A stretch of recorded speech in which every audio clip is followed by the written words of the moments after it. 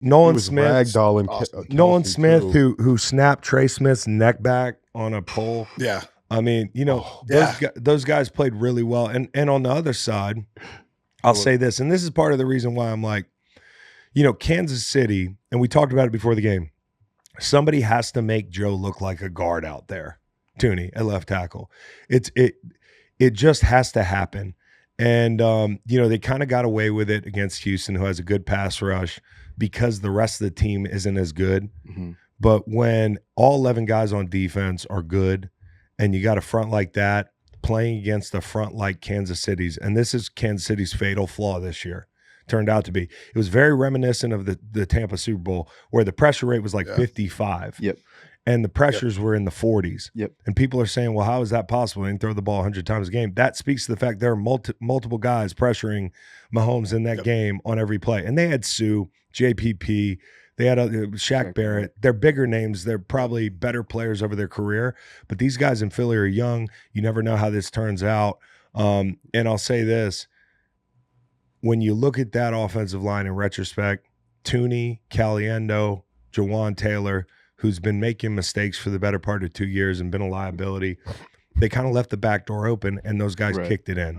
Yeah, I think it was a continuation of this theme you've talked about, Chris, of how in the playoffs it's more about your weaknesses than your strengths. That's exactly and like right. tackle play, it's been a wart for them for years now, and they tried the Band-Aid fix with Joe Tooney and all these guys in the Eagles pass rush. I mean, you guys mentioned them. Jalix Hunt, 5 pressures. Smith, 5 pressures. Milton, 4. Multiple guys with multiple pressures. Can I interrupt you real quick, Nolan? I want to give out a mention. Best seat has got to be Josh Sweat and Milton Williams. You're free agents. You win the Super Bowl, and you have multiple sacks in the Super Bowl right before free agency. Like, go enjoy the parade, enjoy, the next 3 weeks, and enjoy hitting free agency, because they're going to have some very serious suitors out there. So those are my best seats, man. As someone who went into free agency after the Super Bowl, fucking good shit, boys. Yeah, dude. Get that money, man. Get that money. It's hard to keep these teams together. And so, like, Bond, too. Bond as well. Bond. They're going to have – and Josh Sweat caused that pick. Like, Josh Sweat really started the party, man. That sack started the party. It was him, then it was Hunt. And then on third down, he pressured again, and that's when you had the pick 6, I believe. Yep. And that pick 6 changed the game, right? Like, make no mistake about it. Birthday pick 6, bro. Unbelievable. In the Super Bowl? Unbelievable. The fuck? Like, so great. Like, that's as good as it gets. You're 22 years old? Come on. Especially in the real time, who is it that's choosing the MVP, like, for the end of the game? Like, I don't know. And I just wonder, the team or the person, how many times it maybe, like, switched during the game. I think in the first half, if the half ended, it's Vic Fangio.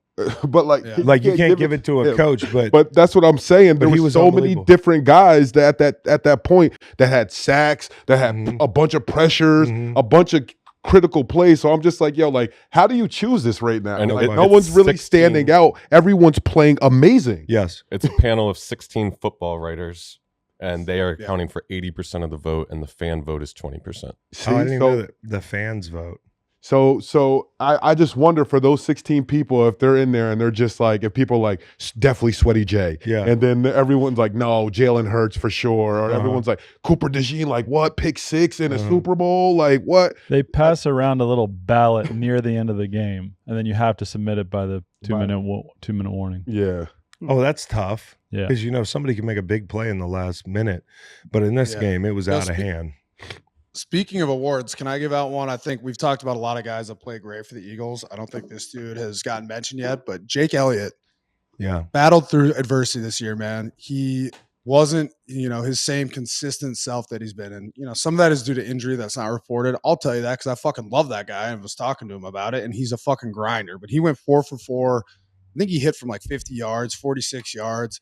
He played great, man. And then he had to re-kick that 150-yarder. There was some weird shit going on. Yes. He went 6 for 6. With the cadence.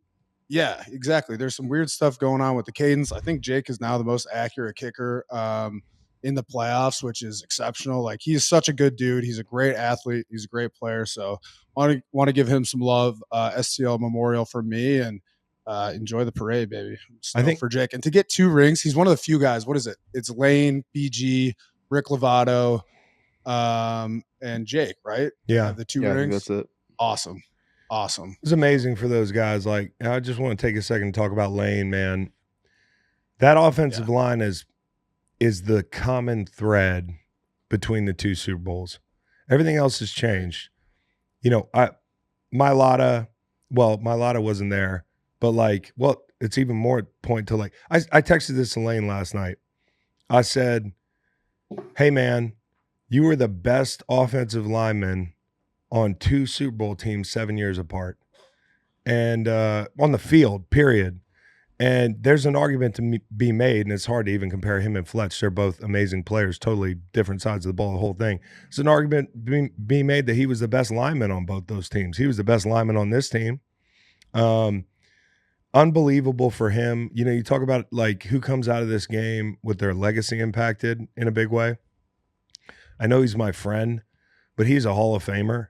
And, you know, now you got the All-Pros, the Pro Bowls, you got 2 Super Bowls, and that fact should be considered in that conversation, just a historic level of play from that guy. And I think, like, when you can erase the other team's best rusher, and a lot of them play left end now in the NFL, it's a luxury that a lot of teams don't have.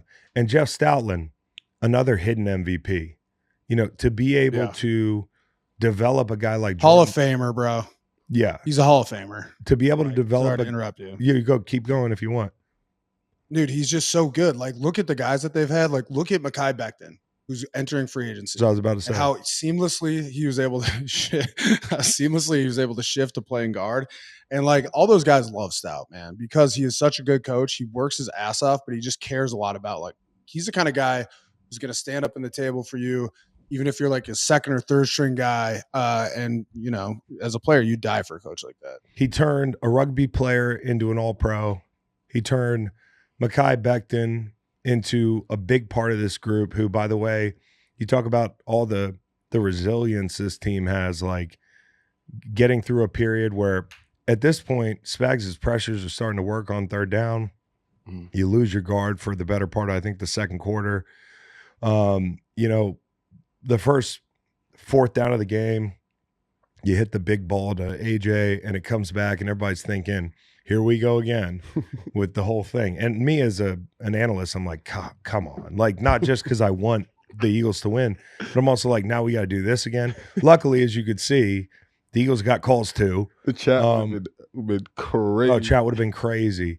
I'm just so glad the Eagles won it fair and square. We don't have to talk about any of that bullshit. But the way that those guys didn't blink in that situation, didn't blink after the interception, which to me could have been a real haunting play. You know, up 7-0 in a game where you could see it. If they got a 2-score lead, it was going to be totally different. It was a good arm punt, right? Because it gave defense a chance to have them backed up and get the ball back in good field position. But just every moment that it could have gone left, the team was too good. Like, and I think it comes back to a thing we talked about pregame. And I think we talked about it with Matty P, or maybe it was Malcolm. I don't remember. But like, don't let the team's logo beat you. The Chiefs have done an amazing thing over the past 3 years, and even further back. And I just want to say this, Chiefs fans who are gutting this thing out, so much respect for that program. So much respect for Mahomes.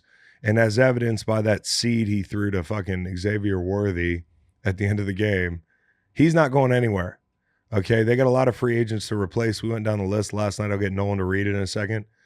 But what they've done is nothing short of remarkable. And Chiefs fans, obviously, you know this, you shouldn't be discouraged, but this is the best team that they played in this run. And it showed. And I also don't think, and this is one of the reasons why this year, relative to last year where I was so resolute about, hey, the Chiefs are going to win it. There are a lot of doubters, but they're going to win it. They know how to do this. They lost some pieces on defense. You could see that last night. And I think as much as they figured the passing game out as the year went on and getting Hollywood Brown back, the offensive line caught up to him. So this was not the best Chiefs team. But I think this Eagles team could have probably hung with or beat the best Chiefs team. And that's what's so amazing about it. You talk about this program beating, you know, We talk about the Raiders winning within 5-7 years with 2 different quarterbacks. You talk about the Niners. Look at the quarterbacks they beat. Yeah. Prime Mahomes and, Brady threw for 500 yards. So it makes it even more impressive. Read that list of free agents, if you will. Yeah, the guys they'll have up this offseason: Trey Smith, Nick Bolton, D-Hop, Justin Reed, Charles Manhu, Hollywood, Tershawn Wharton, who had a great season, Derek Nottie, Justin Watson, Juju, P. Ryan, Kareem Hunt, Miko Hardman, Caliendo, Nazeeh Johnson. Mahomes' first text after the game to Tyreek Hill saying, "Hey, big head. Hey, big head, you up." Second text, Myles Garrett. Yup. No question.